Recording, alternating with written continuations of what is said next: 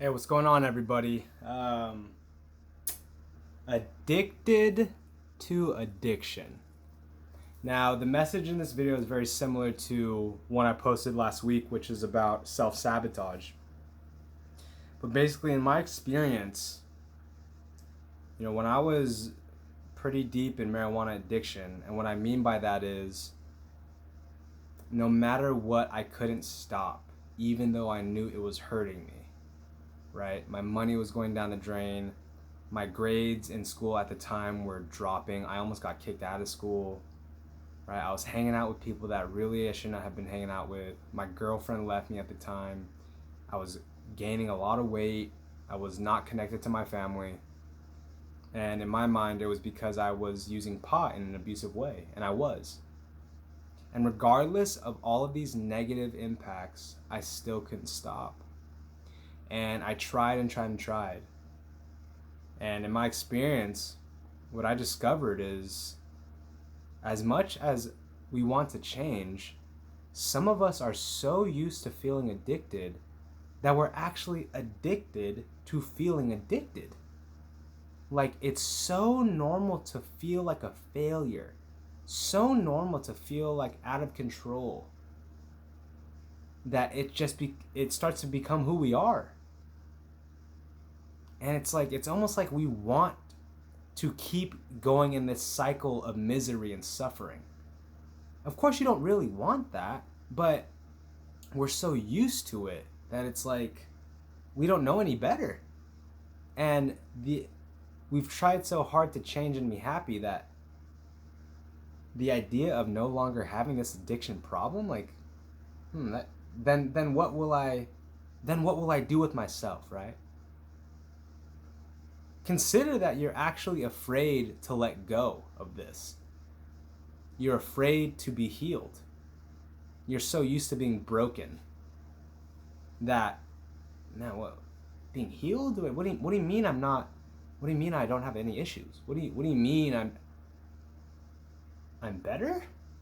Wait. It's such a foreign concept. It's such a foreign emotion, a foreign feeling that it's like, no. That feels weird to me. I don't, being healed, no. I have issues and I like them, right? It's actually a pretty common thing where people, like I said in that other video, they find comfort. It's almost like they can relax knowing that they're still fucked up. And I know that that's not really happening, right? No one is saying this. No one actually wants this. But we get so used to feeling a certain way that we find a way to keep that shit going. I know, right? Like, it's like, really? Addicted to addiction? Like, really, just the next time, if you're someone who's really trying to make a change with whatever you're addicted to, really notice this. Like, this little game that you're playing with yourself. Like,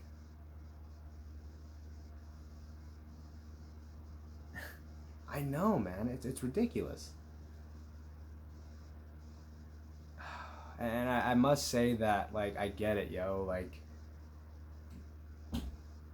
it fucking sucks to be trapped and enslaved to a substance or to video games or whatever. And it sucks, man. And my assumption is that the reason why you can't stop is because whatever you're addicted to, whether it's food, drugs, video games, sex, it provides you a certain feeling that you can't get anywhere else. And it provides you a certain relief from whatever emotion that you're dealing with that you can't quite find anywhere else. And so, of course, you're going to keep doing what you're doing because you don't know how to deal, right? You don't know how to deal with whatever emotion it is. And you don't know how to create other ways to feel good. So, of course, and even more so, the things we usually get addicted to are things that give us immediate gratification. And so, of course, like, you're going to become addicted to, if anything, you're going to become addicted to that. And so if you're someone who really wants to find a way to be happy and fulfilled and feel good, you're going to have to change your operating system. You're going to have to be willing to earn good feelings. You're going to have to be willing to try and do things in order to feel a certain way, not just eat a burger or smoke a joint. Or you can do that sometimes, like, of course, like, you know, Tony Robbins, he says he used to be someone that was so strict on himself, right? No pleasure foods, only healthy, right? Until he met his wife, Sage. Her name is Sage. And long story short, Sage taught Tony to like not be so uptight and that it's okay to enjoy. And so what Tony Robbins says, he calls it zigging and zagging, right? Something like 80% of the time they zig, meaning 80% of the time they're disciplined, they're self-controlled, they seek long-term reward. And then 20% of the time they zag. Zag meaning ice cream, zag meaning whatever, weed, stonerific times, right? But you don't need it all the time. You don't need that pleasure all the time. In fact, and I know some of you have experienced this, when you do space it out, right? When you balance hard work with play, it actually feels 10 times better because you get the rewards of working, right? Of earning things, as well as the reward of celebration and pleasure, right? But, you know, my assertion is that you do too much immediate gratification and not nearly enough long-term reward, right? Long-term goals. So that's it for now. Addicted to addiction. Holy moly shaboli, right? What the hell? Anyways, y'all, hope you enjoyed this video. Hopefully it helped you in some way. I'll see you next time. Peace.